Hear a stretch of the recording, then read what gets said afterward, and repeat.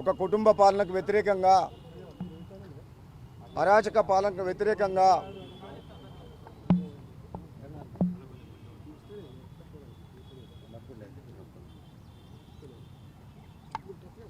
నా రాజీనామా అనే అంశము ముందుకొచ్చింది. 1400 మంది యువకులు ఆత్మ బలిదానం చేసుకొని సాధించిన తెలంగాణలో సబ్బండ వర్గాలకు ఉద్యమం చేస్తే మేమందరం కలిసి ఆ రోజు తెలంగాణ రాష్ట్రం కోసం ప్రయత్నం చేస్తే వచ్చింది ఈ తెలంగాణ రాష్ట్రం. ఇటువంటి తెలంగాణ రాష్ట్రంలో తెలంగాణ ప్రజలు ముఖ్యంగా కోరుకున్నది అన్నిటికంటే ఆత్మగౌరవము. తెలంగాణ సమాజం ఆకలినైనా సహిస్తుంది, ఆత్మగౌరవాన్ని వదిలిపెట్టదు. ఆత్మగౌరవం కోసం 60 ఏళ్ళు జరిగిన పోరాటంలో అదే ఆత్మగౌరవం ఈరోజు కేసీఆర్ కుటుంబం చేతుల్లో కొందరు స్వార్థపరులు తాకట్టు పెట్టి ఒక అరాచక పాలన లాగా ఒక కుటుంబ పాలన సాగిస్తున్నారు. ఈరోజు తెలంగాణ రాష్ట్రం బడుగు బలహీన వర్గాలకు, పేదలకు ఎంతోమంది ఆశలతో ఈ తెలంగాణ రాష్ట్రం వచ్చింది. నేను రాజీనామా చేస్తుందంటే ఈరోజు ముఖ్యమంత్రి గారు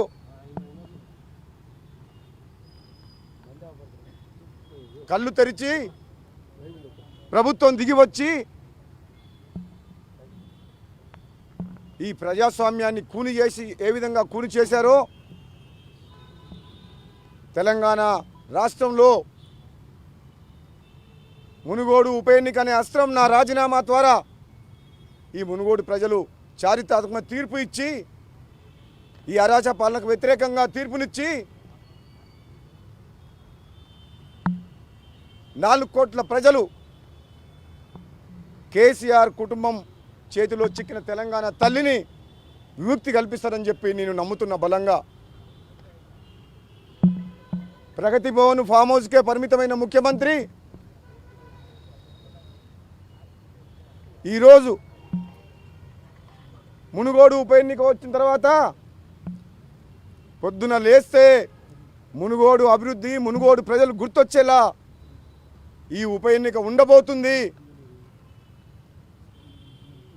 పడుకుంటే లేస్తే మన ప్రభుత్వానికి, ప్రభుత్వంలో పెద్దలకు, మన ముఖ్యమంత్రి గారికి మునుగోడు ప్రజలు గుర్తు రావాలి. ఎందుకంటే 3.5 సంవత్సరాలుగా నేను ఎన్నో సమస్యల గురించి అసెంబ్లీలో మాట్లాడినా సరే ఏ ఒక్కరోజు పట్టించుకోకుండా ఒక ప్రతిపక్ష ఎమ్మెల్యే అంటే గెలిపించిన పాపం మునుగోడు ప్రజలు ఏమైనా తప్పు చేసిండ్రా అని అడుగుతున్న ప్రభుత్వాన్ని. సమస్యల గురించి అపాయింట్మెంట్ కూడా అడిగితే ఇవ్వని ముఖ్యమంత్రి. ఒకరోజు అసెంబ్లీ సాక్షిగా అసెంబ్లీలో ముఖ్యమంత్రి గారు ఛాంబర్కి పోతే గంట సేపు నేను ఆయన రూమ్ బయట వెయిట్ చేసిన. వాళ్ళ అటెండర్లు వచ్చి మాకు బాధ అనిపిస్తుంది సార్ మిమ్మల్ని చూస్తే, ఇప్పటికి 3 సార్లు స్లిప్ పంపించను, ఒక 5 నిమిషాలు మాట్లాడతా, పోలీసులను పెట్టి మా కృష్ణరాంపల్లి, మా చెర్లగూడెం రిజర్వాయర్లో భూ నిర్వాసితుల్ని పోలీసులను పెట్టి పని చేపిస్తున్నారు కాంట్రాక్టర్కి అనుగుణంగా అంటే కూడా నాకు అపాయింట్మెంట్ ఇవ్వలేదు. ఎన్నో సందర్భాల్లో అవమానాలు భరించిన మునుగోడు నియోజకవర్గ ప్రజల కోసం ఎన్నో ఆశలతోటి వాళ్ళని గెలిపిస్తే ప్రధాన సమస్యల గురించి మాట్లాడదామని ఎన్నోసార్లు ప్రయత్నం చేసినా అపాయింట్మెంట్ ఇవ్వలేదు. ఈరోజు ఉప ఎన్నిక వస్తుందంటే మునుగోడు గురించి తెలంగాణ సమాజం, తెలంగాణ ప్రజలందరూ మాట్లాడుకుంటున్నారు. ఎందుకు వస్తుంది? ఎవరి కోసం వస్తుంది? ఎంతమంది నా మీద అపనిందలు వేసినా తెలంగాణ సమాజాన్ని మొత్తానికి కూడా ఒకటే మాట చెప్తున్నా, స్వార్థం ఉన్న వ్యక్తి, పదవుల కోసమో డబ్బు కోసమో పనిచేసే వ్యక్తి ఉప ఎన్నికకు పోడు, ఉప ఎన్నిక కోరుకోడు. స్వార్థం కోసం పార్టీలు మారుతాడు, పదవుల కోసం పార్టీలు మారుతారు.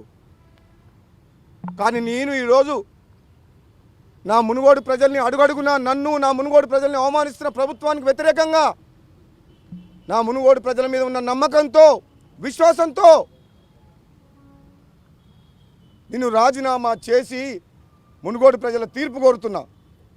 నిజంగా స్వార్థం ఉంటే భయపడేవాడినే అయితే ధైర్యం లేకుంటే ఈ సాహసం చేసేవాడిని కాదు. మునుగోడు ప్రజలు అర్థం చేసుకుంటారు. ఎంతోమంది నన్ను రాజకీయంగా ఎదుర్కోలేక ధైర్యంగా ముందుకొస్తుంటే ప్రభుత్వాన్ని ఎదిరించి ఈ పోరాటం చేయాలని చెప్పి నిర్ణయం చేసుకున్న తర్వాత ఎన్నో అపనిందలు సోషల్ మీడియాలా ఎలక్ట్రానిక్ మీడియాలా చేస్తున్నారు. మా ప్రజల్ని తప్పుదోవ పట్టాలని చూస్తున్నారు. కానీ ఒకటి చెప్తున్నా, తెలంగాణ సమాజంతో పాటు మా మునుగోడు ప్రజలందరికీ కూడా నిజంగా తప్పు చేసిన వాడినైతే యుద్ధానికి సిద్ధం కాను. ఇది నా కోసం చేసే యుద్ధం కాదు, నా కోసం చేసే త్యాగం కాదు. ఇది మునుగోడు ప్రజల కోసం, తెలంగాణ సమాజం మొత్తం. ఈరోజు ఈ రాష్ట్రంలో ఒక కుటుంబ పాలన, అరాచక పాలన నడుస్తుంటే ప్రజాస్వామ్యాన్ని కాపాడి ప్రభుత్వాన్ని ఏర్పాటు చేయాల్సిన బాధ్యత 4 కోట్ల తెలంగాణ ప్రజల మీద ఉంది.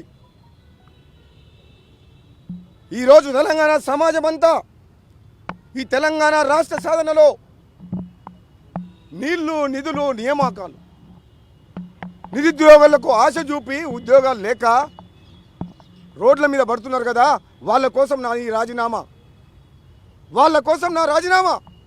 నిరుద్యోగ వృత్తి ఇస్తానని చెప్పి మోసం చేసినందుకు నేను రాజీనామా చేస్తున్నా.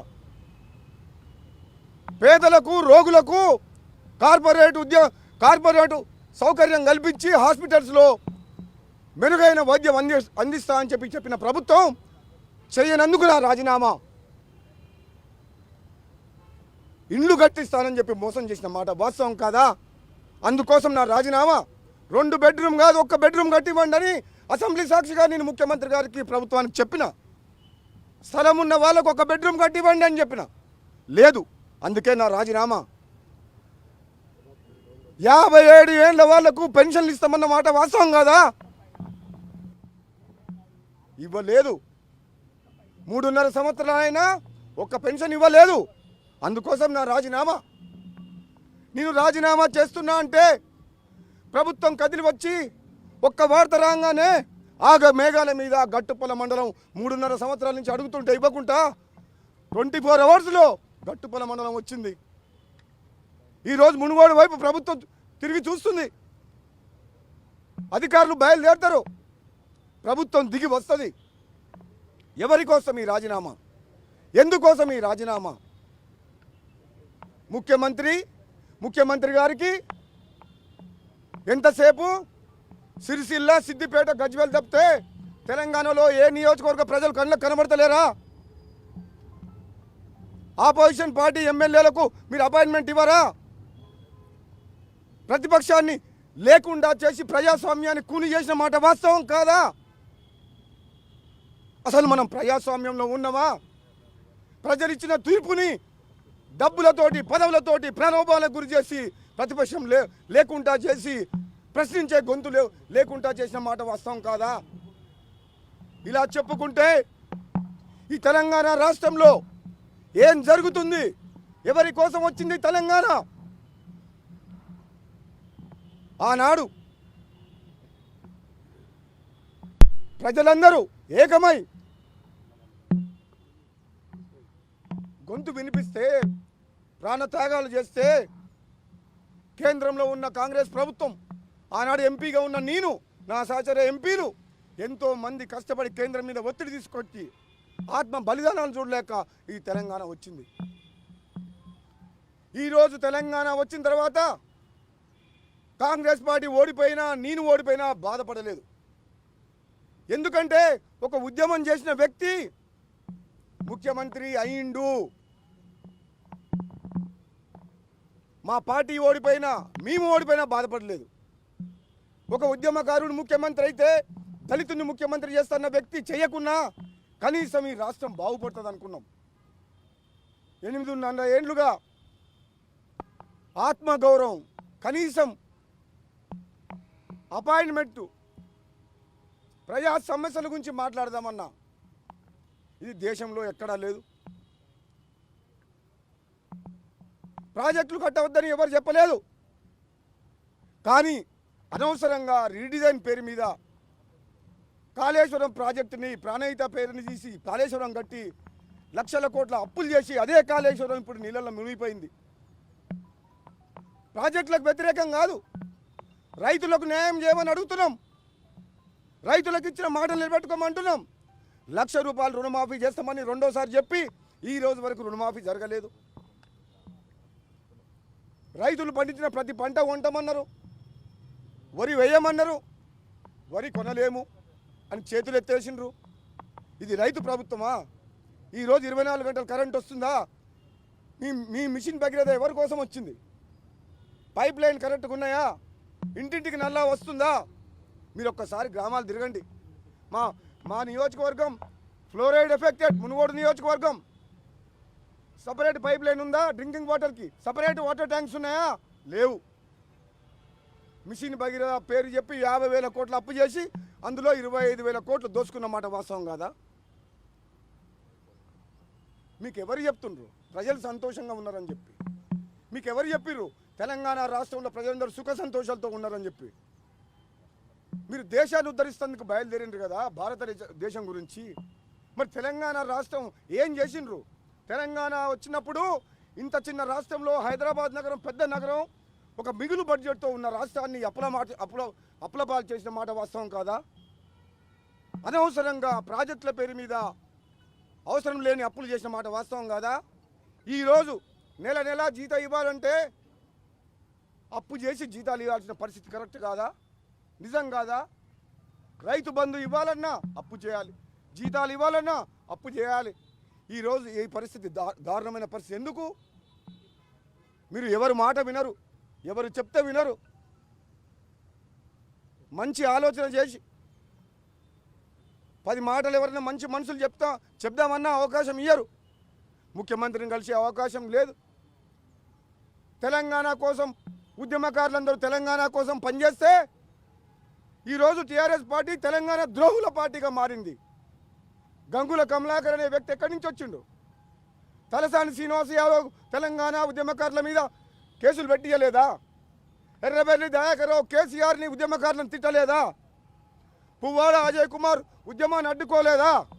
వాళ్ళ మంత్రులు ఇప్పుడు వీళ్ళ ఉద్యమకారులు. తెలంగాణ ఉద్యమకారులని అడుగడుగునా అవమానించుకుంటా తెలంగాణ ద్రోహులని పక్కన పెట్టుకొని పరిపాలిస్తున్న మాట వాస్తవం కాదా? రాజకీయాల కోసం అధికారం కోసం అబద్ధాలాడి ఆచరణకు అమలుకు సాధ్యం కాని హామీలిచ్చి తెలంగాణ ప్రజలని మోసం చేసిన మాట వాస్తవం కాదా? అధికారం నిలుపుకోవడం కోసం ఇతర పార్టీల వాళ్ళని తీసుకొని ఉద్యమకారులను అవమానించిన మాట వాస్తవం కాదా? ఈ విధంగా చెప్పుకుంటూ పోతే ఈరోజు తెలంగాణ రాష్ట్రంలో ప్రజాస్వామ్యం ఉందా? ఇటువంటి పరిస్థితుల్లో నాలాంటి వ్యక్తి నైతిక విలువలు కలిగిన వ్యక్తిగా చెప్తున్నా, తెలంగాణ కోసం కష్టపడ్డా. రాజకీయాలు వచ్చిన తర్వాత నిజాయితీగా పనిచేసిన, నన్ను గెలిపించిన ప్రజలకు న్యాయం చేయలేక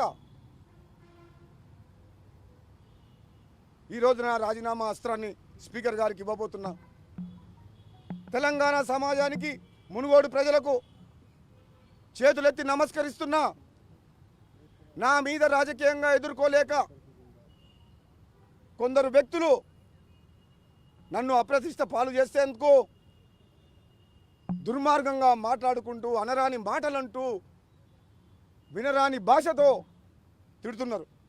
వాళ్ళ రాజకీయ స్వార్థం కోసం, పదవుల కోసం, పార్టీ కోసం.